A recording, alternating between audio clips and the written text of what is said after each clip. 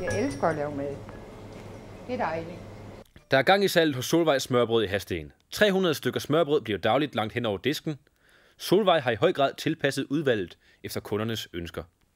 Jeg laver 6 hold fast hver dag, og det er æg og rejer og leverpostej, rullepølse, rostbiff og fisk og flæskesteg. Det er altså dem, der går flest af. Det højt belagte smørrebrød blev udviklet sidst i 1880'erne og har siden været et varetegn inden for dansk mad. Men fastfoodkæderne har længe haft overtaget på markedet.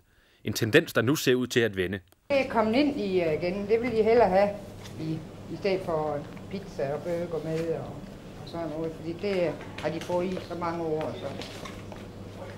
Og der har smørbrødet jo også stået stille, ikke?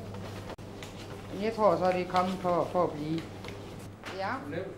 Kvalitet og stolthed er i højsædet, når smørrebrødsjomfruen tilbereder de højt belagte. Yes. Kunderne skal have noget godt og unikt hver gang. Det er jo faktisk sådan et håndværk, jo ikke? Man skal stå og forkæle lidt samtidig med, at man laver det. Og det er uanset om det nu var 300 stykker, så skal det ikke ligne sådan noget, der er på samlebånd. Jeg kan se, at det er gjort noget ud af det. Og hvordan laver man så en højt belagt med roastbeef på den helt rigtige måde? Følg med her.